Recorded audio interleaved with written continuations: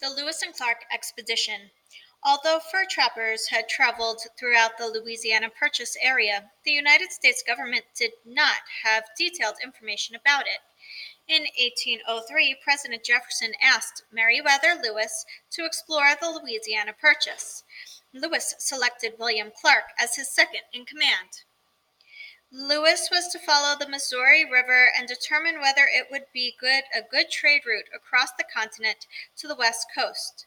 Additionally, he was to map the territory, collect information about Native American tribes, and collect information about animal life, plants, soil, and weather. Lewis and Clark and other explorers left St. Louis in May 1804 and followed the Missouri River through the Rocky Mountains to the west coast. The route they traveled is shown here. The explorers crossed the Rocky Mountains in the snow and managed to reach the Pacific Ocean by November 1805. The trip was dangerous but successful.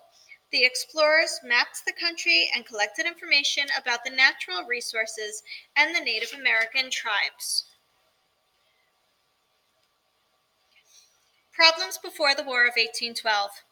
France and Britain had been at war off and on for about 100 years and were still at war during the early years of the United States. President Washington, Adams, and Jefferson kept the United States neutral in the wars between France and Britain. Being neutral in the wars means that you don't help either side. But there were problems with being neutral. American ships were being attacked by both Britain and France, and American soldiers were being taken into the British Navy by force. Both France and Britain were attacking American ships. Britain and France were trying to blockade each other's coastlines. A blockade is when one country places its warships on the coast of another country to prevent ships from getting to the shore and delivering supplies. Whenever American ships tried to trade with France, Britain treated American ships like an enemy. Britain sank or seized American ships trying to trade with France. Meanwhile, French warships did the same thing to American ships that tried to trade with Britain. Britain was taking American sailors. Many British sailors had been drafted into the British Navy. Drafted as being forced by the government to serve in the military. Some British sailors would then escape and go to work on American trading ships.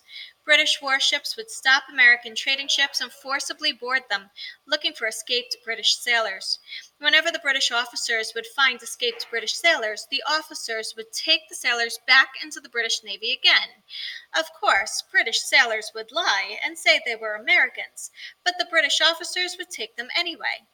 Often, British officers took American sailors who were telling the truth when they said they were Americans. Taking American citizens made many Americans very angry. During President Jefferson's term in office, he tried to prevent American ships from being attacked by keeping the ships at home. President Jefferson was able to keep the ships at home by having Congress pass a complete embargo. An embargo is a ban on trade with another country or countries.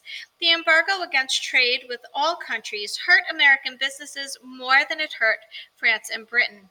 Just before the end of his term in office, Jefferson and Congress changed the law to ban trade only with France and Britain. Although it was difficult, President Jefferson managed to keep the young United States out of war with either Britain or France. Causes of the War of 1812. In 1808, a new president was elected, James Madison. That's a picture of James Madison seen here. James Madison, our fourth president, was another leader of the political party of the ordinary people, like the farmers, and had helped write much of the Constitution and the Bill of Rights. James Madison is often called the father of the Constitution. During Madison's first term in office in 1810, the French promised to stop attacking American ships. President Madison ended the embargo with France and let American trade continue with France again. The British would not promise the same thing, so the embargo against trade with Britain remained. Even with the embargo, President Madison wanted to remain neutral and avoid war. Since the time that George Washington had been president, some Americans had called for war with Britain and others had been against it. Wealthy business people in New England did not want war with Britain because they wanted to have trade with Britain. Many Americans, especially those in the West, wanted a war with Britain. There were two main reasons people in the West wanted to declare war on Britain. The first reason was that British troops in Canada were giving guns to Native Americans who were fighting settlers. The second reason was that some people wanted the U.S. to claim Canada and Florida. Supporting and arming the Native Americans. Britain was keeping its troops in the Ohio River area, although it had promised after the Revolutionary War to remove its troops from that area. The British Army was helping the Native Americans, who were fighting against the American settlers, by supplying the Native Americans with resources, such as guns. The British were able to do those activities because the U.S. did not have a large army. After the Revolutionary War, most of the American soldiers went back to their farming.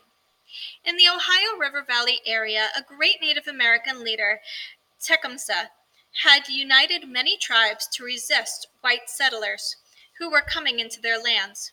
In 1811, the governor of the Indiana Territory, William Henry Harrison, attacked and destroyed the Native American stronghold at Tippecanoe. But that defeat was not enough to stop the Native Americans.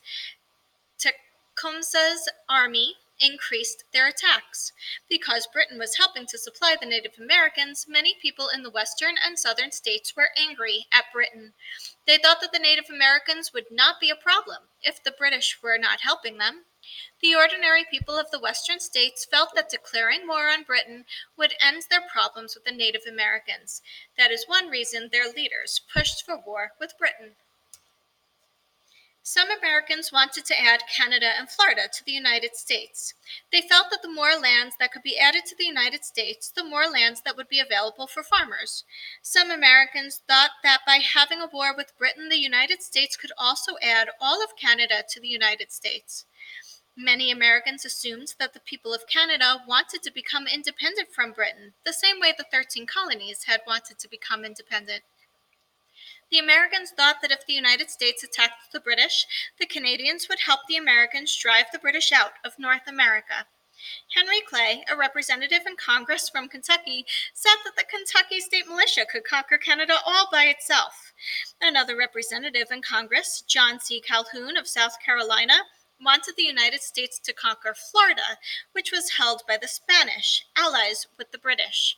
People thought that declaring war on Britain would enable the U.S. to get more land. Leaders in Congress of the Party of Ordinary People pushed for war.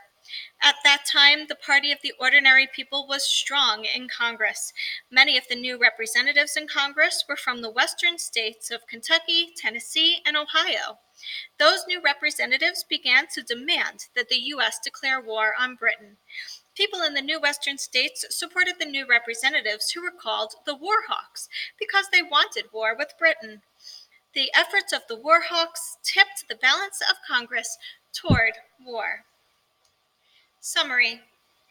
The leaders of the Party of Ordinary People in the West pushed for the War of 1812 with Britain for two reasons. First, ordinary people of the western states felt that declaring war on Britain could end their problems with the Native Americans. Second, ordinary people of the western states felt by declaring war on Britain, their government could make more land available for farmers.